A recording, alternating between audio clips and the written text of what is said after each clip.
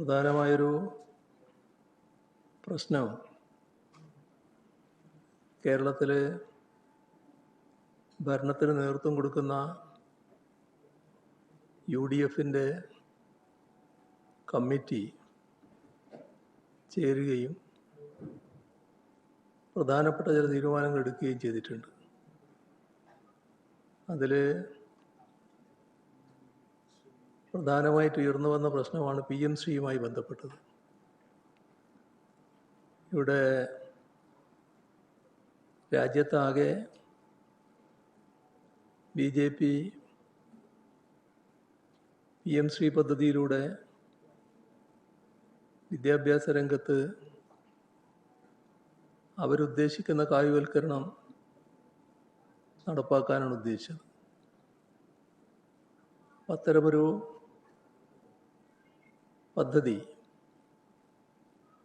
അംഗീകരിക്കാൻ സ്വാഭാവികമായും മതനിരപേക്ഷത ഉയർത്തിപ്പിടിക്കുന്ന എല്ലാവർക്കും കഴിയില്ല. പക്ഷേ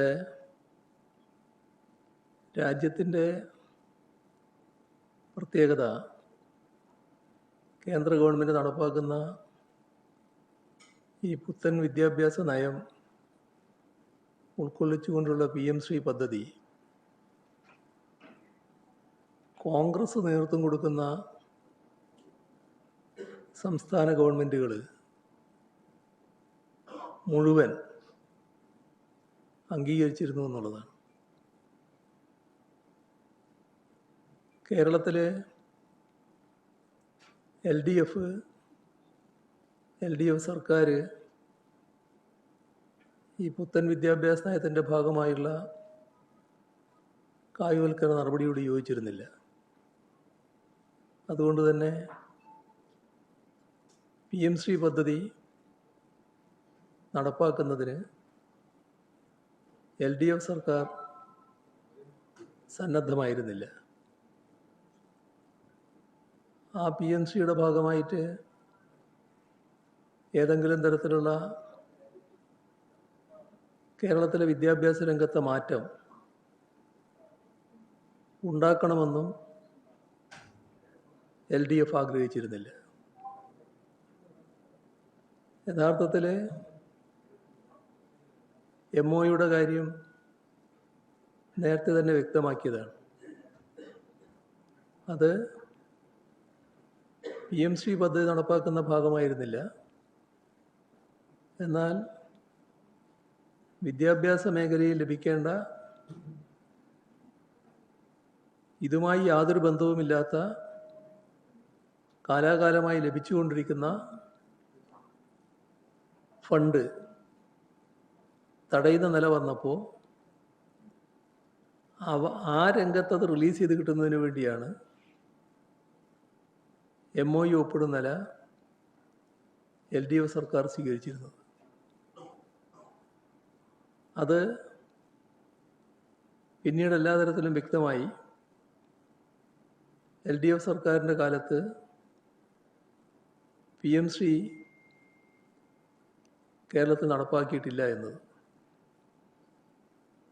UDF വന്ന ഉടനെ UDF ആ ഘട്ടത്തിൽ PMC പദ്ധതിക്കെതിരെ അതിശക്തമായ നിലപാടാണ് സ്വീകരിച്ചിരുന്നത്. അത് BJPയും LDFും തമ്മിലുള്ള ഡീലിൻ്റെ ഭാഗമാണ് എന്ന് വരുത്താനാണ് അവർ ശ്രമിച്ചിരുന്നത്. വ്യാപകമായ പ്രചരണം അതിൻ്റെ ഭാഗമായി അഴിച്ചുവിടുകയും ചെയ്തു. കേരളം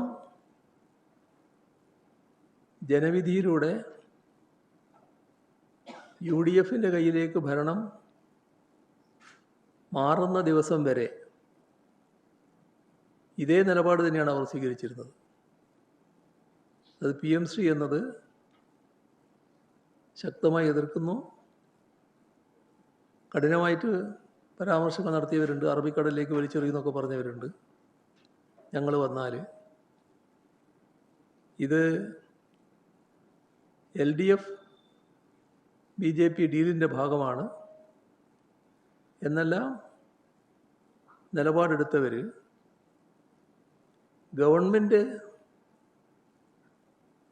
തങ്ങളുടെ കയ്യിലായതോടെ പഴയ നിലപാടുകളിൽ നിന്ന് തീർത്തും തകിടം മറിയുന്ന കാഴ്ചയാണ് കണ്ടത്. അത് മുഖ്യമന്ത്രിയും വിദ്യാഭ്യാസ മന്ത്രിയുമെല്ലാം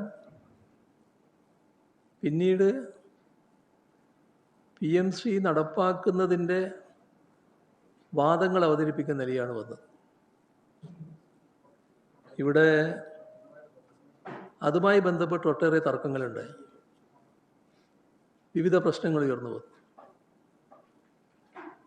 എന്നാൽ UDFൻ്റേതായ ഔദ്യോഗിക നിലപാട് പുറത്തു വന്നിരുന്നില്ല. അതായത് UDF യോഗം ചേർന്ന്, UDFൻ്റെ ഉന്നതാധികാര സമിതി യോഗം ചേർന്ന് അവരുടെ നിലപാട് വ്യക്തമാക്കിയിരുന്നില്ല. ആ യോഗമാണ് കഴിഞ്ഞ ദിവസം നടന്നത്. അങ്ങനെ PMC പദ്ധതി നടപ്പാക്കുക